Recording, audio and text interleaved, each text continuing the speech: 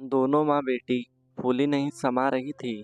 माँ देखो, उन्होंने कहा है मुझे बहू नहीं बेटी बनाकर रखेंगे, और अनुराग जी सरकारी नौकरी में हैं। मुझे तो उनके साथ रहना है। मेरी आज़ादी हमेशा मेरे हाथ में रहेगी। सासू माँ खुद इतनी मॉडर्न विचारों वाली है, मेरे तो बारे न्यारे हो गए। वैशाली खिलखिलाते हुए अपनी माँ सोनिया जी से बोली, हाँ बेटा, लता जी से बात कर मेरा सारा डर खत्म हो गया। मेरी रानी बेटी राज करेगी। राज जैसे यहाँ घर में राज दुलारी रहती थी, बिल्कुल वैसे ही ससुराल में रहेगी। एक लंबी सांस लेते हुए बोल रही थी, अरे बहू, तुम क्या आंखें फाड़ फाड़ कर के नज़र लगाने में लगी हो? फटाफट दाल पीसो, करारे करारे मंगोड़ी निकालनी है। और हाँ, लहसुन धनिया पुदीना की चटनी अलग बनाना, और टमाटर की चटनी अलग। यह नहीं कि अपने आलस में सब कुछ मिक्स कर दो। मेहमानों को अपने खान पान स्वागत से निहाल कर देना है।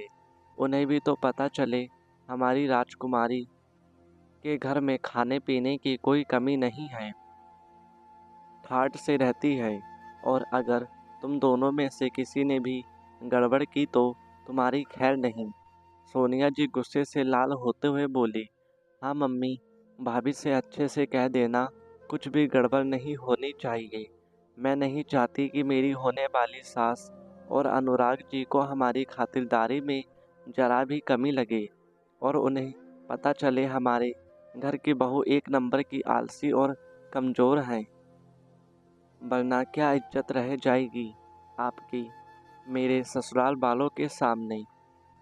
अभी से मान सम्मान करना सीख लीजिए, आगे काम आएगा।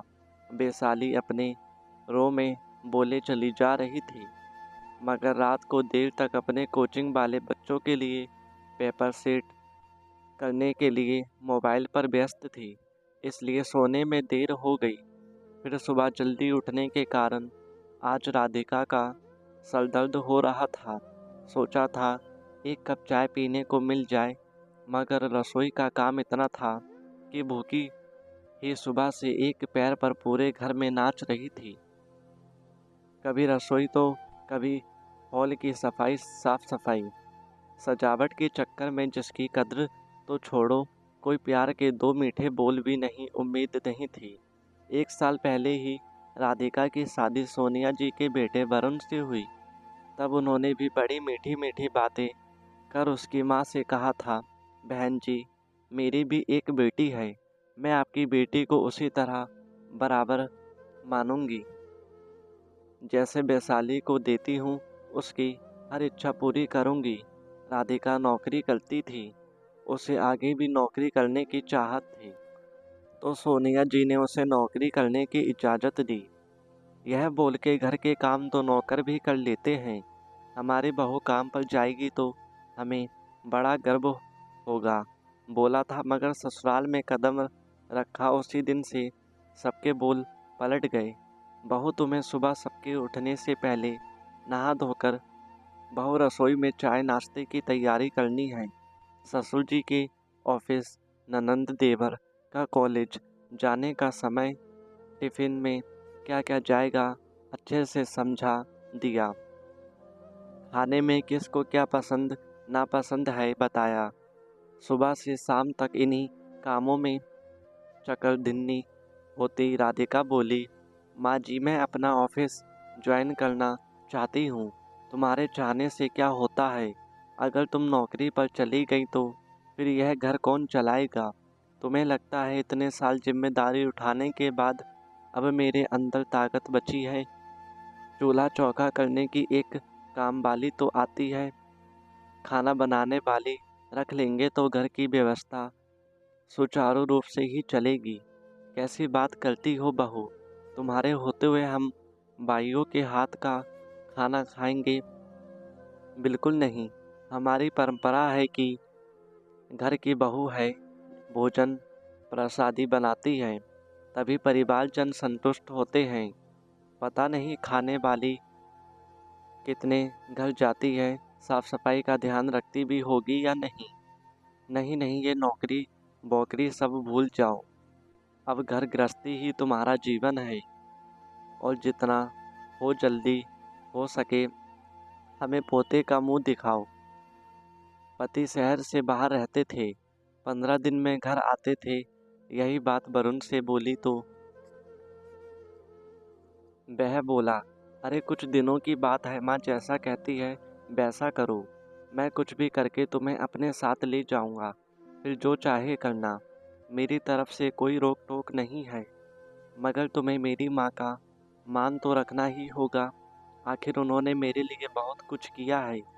धीरे धीरे धीरे धीरे कर महीने साल में बदल गए, मगर वह वरुण अपनी माँ को नहीं मना पाया।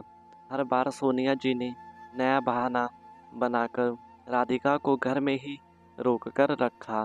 इस बार तो ननंद की शादी का बहाना बनाया गया, जबकि उसकी राय किसी भी बात में ली ही नहीं जाती थी। घर में उसकी जगह सिर्फ सबके इशारों पर नाचने वाली कठपुतली से ज़्यादा कुछ और नहीं थी। मगर इन सबके बीच में उसने हार नहीं मानी। ऑनलाइन ट्यूशन चालू की, जो उसके जख्मों पर मलहम लगाने का काम करती। खैर बड़ी धूमधाम से शादी हुई, मगर धीरे धीरे माँ बेटी के चेहरे की हवाइयाँ उड़ने लगी। वैशाली का मायके आना ना के बराबर होता। तकरीबन 8 महीने बाद लता जी ने अपने बेटे के प्रमोशन की खुशी में पार्टी रखी। सभी घर पहुँचे तो देखा वैशाली पूरा समय रिश्तेदार और मेहमानों की खातिरदारी में लगी थी। बीच बीच में अपनी सास की फटकार सुन उसका चेहरा पूरी तरह से उतर चुका था, जिसे देख माँ सोनिया जी बहुत उदास थी। आखिर नाजो नखरों से पाली गई बेटी की ऐसी हालत देखकर किसी भी माँ का कलेजा मुंह में आ जाएगा। सब कुछ देखकर भी कुछ बोल नहीं पा रही थी। धीरे धीरे मेहमान जाने लगे। अंत में सोनिया जी ने जाने की इजाज़त दी।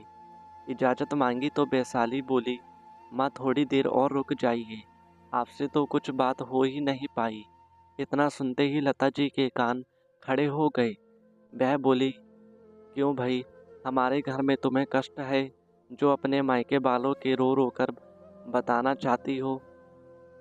लता जी का दोगला व्यवहार सबके सामने आ चुका था। उन्होंने इतने महीने में वैशाली को बहुत परेशान किया, यहाँ तक कि घर के नौकरों को भी नौकरी से निकाल दिया। जब उसने पति के साथ जाने की बात कही तो अनगिनत बहाना बनाकर उसे रोक लिया। कुल मिलाकर जो कुछ भी माँ बेटी ने राधिका के साथ किया था, वैसा ही कुछ आज वैशाली के साथ हो रहा था। तभी अचानक, आंटी जी, यह आपने अच्छा नहीं किया। आपने तो सबके सामने कहा था कि आप अपनी बहू को बेटी बनाकर रखेंगी, बराबरी का दर्जा देंगी। ऐसे ख्याल रखा है आपने। दीदी का उनकी हालत तो देखिए, कितनी कमज़ोर लग रही है। अनुराग जीजा जी की भी पोस्टिंग दूरस्थ इलाकों में होती है, उन्हें आने में महीने लग जाते हैं। कायदे से आपको दीदी को जीजा जी के साथ भेज देना चाहिए, मगर आपसे वह भी नहीं हुआ। अब बस आप मेरे एक सवाल का जवाब दीजिए कि आपने अपने बेटे की शादी सिर्फ अपने घर की बहू लाने के लिए की थी? क्या आपके घर में पति पत्नी को साथ रहने का कोई अधिकार नहीं है? अगर ऐसा है तो यह बात आपको हमें पहले ही बता देना चाहिए था, ताकि हम वैशाली दीदी की शादी कहीं और अच्छी जगह पूछ तलाश करके करते, जहां पति पत्नी कम से कम एक साथ तो रह सकते थे। राधिका का सवाल सुन पूरे हॉल में सन्नाटा छा गया, मगर लता जी इतनी आसानी से अपनी गलती कहाँ मानने वाली थी। जो बोली, हद करती हो राधिका बहू, आखिर तुम भी तो पढ़ी लिखी हो, मगर घर गृहस्थी में डूब गई हो। कौन सा तुम्हारी सास तुम्हें नौकरी करने दे रही है, और तो और पति के साथ जाने भी नहीं देती। फिर तुम क्यों अपनी ननद की तरफदारी में लगी हो? भला मैंने कौन सा नया काम कर दिया? हर सास को अपनी बहू की चाहत होती है। पूरी जिंदगी हमने कामक करते हुए निकाल दी। अब हमें भी तो सेवा का मौका मिलना चाहिए। नहीं, आपने बिना कुछ जाने मेरी तुलना दीदी से कैसे की? मुझे मेरे ससुराल में कोई कमी नहीं। शादी के पहले मैं नौकरी करती थी, मगर उसके बाद मैंने नौकरी से ब्रेक लिया है ताकि मैं घर में अच्छे से रच बस सकूं। उसमें भी मैं ऑनलाइन ट्यूशन पढ़ाती हूँ। मेरी सास को इस बात से कोई ऐतराज़ नहीं। और रही वरुण जी की, तो उन्होंने अपने ट्रांसफ़र के लिए पूरा जोर लगा रखा है। वह चाहते हैं कि उस उम्र में अपने माता-पिता की देखभाल की जाए। अगर हम लोग घर से चले गए तो मम्मी-पापा जी का क्या होगा? मगर आपने तो हमारी हर बात का गलत मतलब निकाल दिया। यह आपने बिल्कुल ठीक नहीं किया। राधिका की बात से पूरा मामला ही पलट गया। सबके सामने लता जी नजरें झुकाकर खड़ी थीं, तो दूसरी तरफ सास सोनिया जी, ननंद वैशाली, पति वरुण भी कुछ कम शर्मिंदा नहीं थी। माना बहू ने उनकी तरफदारी की थी, मगर ईश्वर गवाह था कि उन्होंने ऐसी सोच अपने बहू बेटा के लिए कभी रखी ही नहीं थी। मगर आज एक बहू ने पूरे समाज के सामने अपने ससुराल को इज्जत को 4 गुना बढ़ा दिया था। सोनिया जी ने अगले दिन ही अपने बेटे के साथ बहू को भी उसके कार्यस्थल पर विदा कर दिया। उधर समधन को भी अपनी गलती का एहसास था। उन्होंने वैशाली को अनुराग के साथ रहने भेज दिया और नौकरी पर लगी पाबंदी को हटा दिया। राधिका को घर के फैसलों में वरुण के बराबर भागीदारी मिलने लगी। साथ में ननंद भाभी के रिश्तों में काफ़ी मधुरता आ चुकी थी। सही मायने में अब दोनों घरों में बेटा और बहू सभी को बराबरी का दर्जा मिल गया था। दोस्तों, कैसी लगी आपको आज की हमारी कहानी? हमें कमेंट करके ज़रूर बताएं। अगर अच्छी लगी हो तो वीडियो को एक लाइक और चैनल को सब्सक्राइब ज़रूर करें। धन्यवाद।